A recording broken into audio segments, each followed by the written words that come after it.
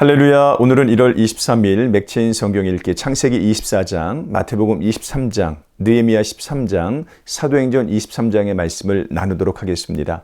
창세기 24장은 창세기에서 가장 긴 장입니다. 매우 의외이죠. 창조나 타락 등 여타 중요한 주제들이 많음에도 불구하고 모세는 24장을 가장 길게 설명을 합니다. 24장에서 등장하는 이야기가 제법 중요한 교훈을 담고 있다는 의미일 것입니다. 따라서 24장에 나오는 결혼은 개인사보다 구속사로 해석될 여지가 많아요.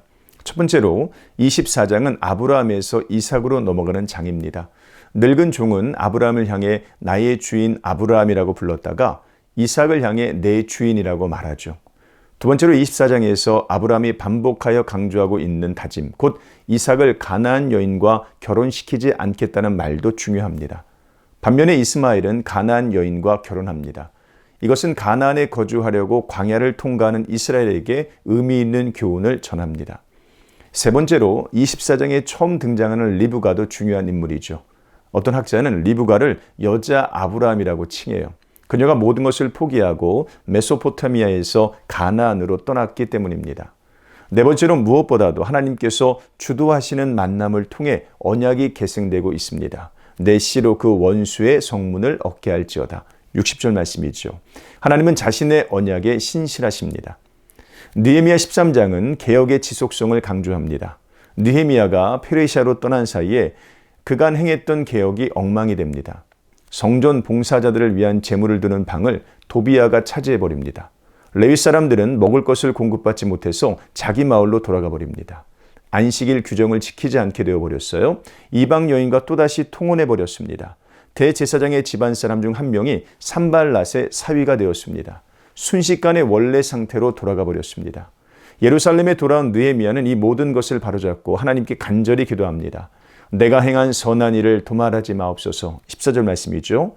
주의 크신 은혜로 나를 아끼시옵소서. 22절 말씀입니다. 내 하나님이여 나를 기억하사 복을 주옵소서. 31절 말씀입니다. 개혁과 기도는 한 가지입니다. 기도만 하고 행동하지 않는 것도 잘못이고 행동만 하고 기도하지 않는 것도 잘못입니다. 느헤미야는 하나님의 전적인 주권을 신뢰하면서 그분의 뜻에 열심히 순종하였습니다. 마태복음 23장은 위선을 강력히 꾸짖으시는 예수님의 모습을 그리고 있어요.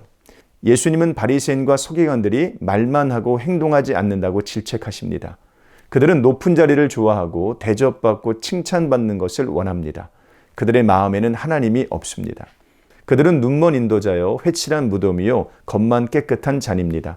그들은 느헤미야 시대의 유대인들처럼 겉으로 드러낸 개혁에 만족하였습니다. 말은 번지를 했고 행동은 그럴듯했지만 마음에는 하나님이 없었습니다. 예수님은 외모가 아닌 중심을 보시기에 이 같은 위선과 가식을 혐오하셨습니다. 우리는 어떻습니까?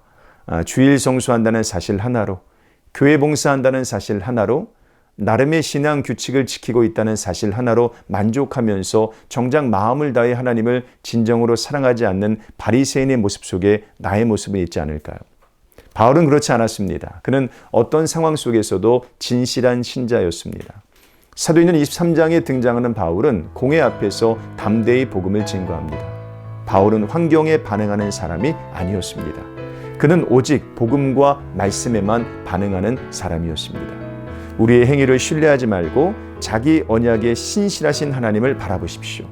위선을 회개하고 하나님께 충성을 바치십시오.